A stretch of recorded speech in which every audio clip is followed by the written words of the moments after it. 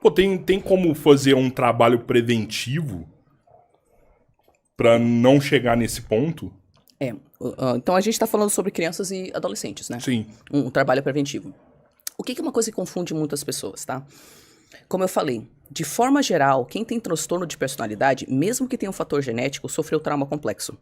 Isso significa que você vai achar um ou outro narcisista ou borderline que não teve trauma complexo e mesmo assim ficou dessa forma, porque é muito complexo, a gente não consegue saber exatamente o que faz a personalidade ficar assim assado. No entanto, na maioria dos casos tem trauma complexo. O complicado é que, a mais na nossa cultura, a gente não entende o que é trauma.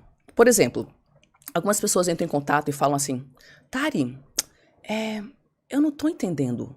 Meu filho de 28 anos de idade, de acordo com tudo que você fala, ele é narcisista. Mas, poxa, eu não me identifico como narcisista para eu ter causado isso nele. Eu dei para ele um apartamento, eu dei um carro, eu dei isso, aquilo outro. Eu dei. Tá captando o problema? Uma coisa é você estar emocionalmente disponível pro seu filho, enquanto você também fala para ele assumir responsabilidades Fala e se um tornar não, né? um adulto e fala um não. Outra coisa é você confundir, cara, eu tenho medo de perder o amor do meu filho. Sinto tanta culpa avassaladora que muita mãe sente, não é? Mais mãe do que pai, eu acho, né? Mas pais também sentem. Eu sinto tanta culpa avassaladora que, para não perder o amor do meu filho, vou doar de mim, vou doar de mim, vou doar de mim. E todo mundo em volta tá falando, porra, cara, ela não é abusiva. Só que, quando a gente fala de trauma, eu não tô falando que uma pessoa tem que vir e falar você é escroto pra ser abusiva. Eu tô falando que, de acordo com Winnicott, a função de uma boa mãe, de um bom pai é tornar-se o quê? Desnecessário. Sim. Então você tem que preparar o seu filho para as frustrações da vida. Uma das coisas que acontece quando você não é doar de si emocionalmente, crianças precisam disso. Né? Mas, tipo, quando você não deixa a pessoa assumir responsabilidade, não fala não pra pessoa, você cria um ser que acha que a vida vai ser assim. Que as pessoas não vão falar não pra ele. Que quando ele reclamar, vai todo mundo parar o que tá fazendo e dar o que ele quer. O trauma já foi criado. Já foi criado. E ele fica legitimamente chocado que as pessoas não agem dessa forma. Então, isso é um caminho. Então, torne-se um pai, uma mãe desnecessário. Não tenha medo do jeito que eu tô descrevendo isso. Você não vai ser abandonado porque você fortalece seu filho a ser um adulto. As pessoas, de forma consciente e inconsciente, infantilizam seus filhos para não perdê-los, por causa dos próprios medos de vínculo. Torne-se um pai, uma mãe que está abastecido emocionalmente o suficiente para você libertar seu filho. E você dê ferramentas para ele lidar com o mundo. Então, esse é um caso que eu posso falar mais diretamente para os pais que são mais codependentes, que doam de si, não falam não. Agora, o outro caso mais comum que cria narcisista é quem? Quem mais cria narcisista? Quem Narcisista. vive no meio, quem vive no próprio meio, né, de narcisismo. Agora, esse outro perfil, eu vou ser bem honesta, eu não vou conseguir falar muita coisa aqui pra pessoa entender, porque ela é narcisista. Então, quando as pessoas que eu percebo, eu acho que na sua família o rolê foi o seu narcisismo, não a codependência de alguma coisa que fez o seu filho ficar desse jeito. Eu vou te dar um exemplo. Uma vez uma mulher entrou em contato assim: poxa, mas o meu filho é narcisista, não se fala de filhos narcisistas, não sei o que, blá, blá, blá. Beleza. Aí ela foi no particular. Então, Tari, sobre o meu filho, é o seguinte: a minha filha é um anjo. Nossa, desde a infância ela era perfeita, mas o meu filho desde o útero destruiu a minha vida. Ele é o próprio Satanás, aquele menino. Tipo assim, ela foi demonstrando comportamentos típicos de uma mãe narcisista. Que é você achar que desde o útero o seu filho é o próprio Satanás e você tá levando isso pro lado pessoal. Veja bem, uma coisa é a mulher passar perrengue na gravidez, ficar frustrada com a maternidade, confusa com a mudança na vida dela, mas conseguir entender, não é culpa do meu filho. Você entendeu? Eu posso estar frustrada com essa... Pô, eu me sinto experimentando uma morte, que eu tô grávida, agora eu vou... O meu marido não tem que ficar tão dependente da gravidez que nem eu. Ele pode trabalhar, pensar em outras coisas. Eu tô o dia inteiro vomitando, isso, aquilo. Às vezes a gravidez é difícil pra mulher. A maternidade é todo um renascimento pra mulher. Eu não tô falando que a mulher não pode até detestar a maternidade e ter desconfortos com isso. Eu tô falando da interpretação. O filho que está no meu útero está fazendo isso de propósito. Isso é uma interpretação, tipo, Não, cara. O filho que tá no teu útero não tá te destruindo e te dando vômito de propósito. Então, quando você vê que a mãe e o pai começam a ter essas interpretações assim, tipo, desde que era um feto, eu já sabia que ia ser o próprio demônio. E, tipo, começa a responsabilizar a criança muito cedo por coisas que são literalmente impossíveis a criança conseguir fazer, que ela não tem cérebro pra aquilo ainda. Aí você vê.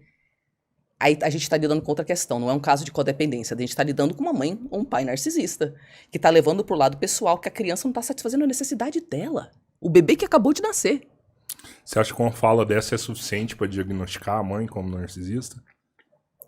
Não. Não. O que eu gosto de falar pras pessoas é o seguinte, muitas pessoas estão preocupadas, isso é um traço narcisista, tá? Um traço narcisista é uma coisa, né? Sim. Tá dentro do espectro que eu te falei. Muitas pessoas estão preocupadas no diagnóstico. Só que, vamos analisar isso aí.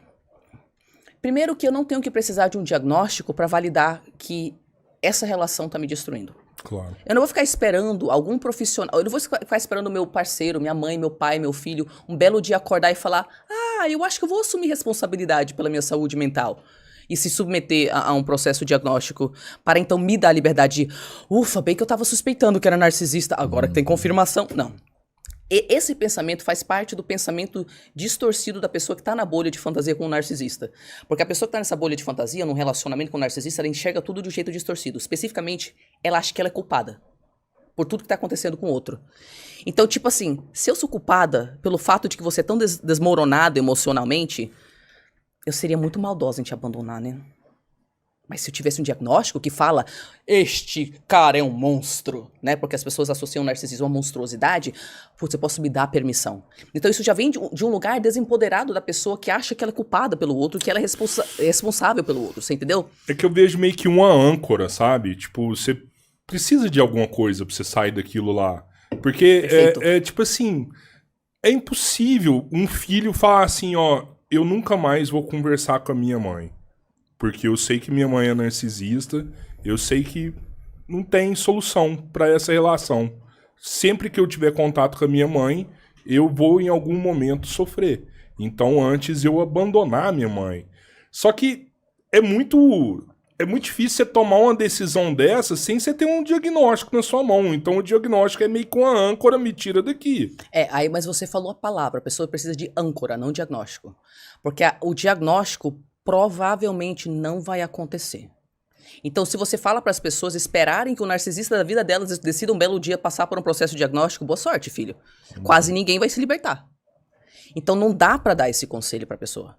Então, qual que é a âncora? A âncora é entendimento e tratamento das respostas emocionais. Por quê? Qual foi a minha âncora? Quando eu descobri a questão da minha mãe, que é narcisista.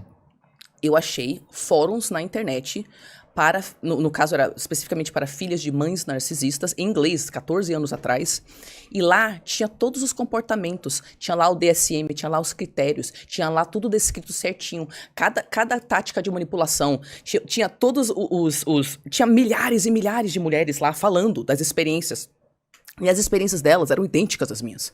As experiências que eu tinha contado para outras pessoas, e todo mundo olhava, eu, hein? Nossa, diferente, né, sua família? Mas lá não. Lá eram as mesmas experiências. Então, aquilo foi minha âncora.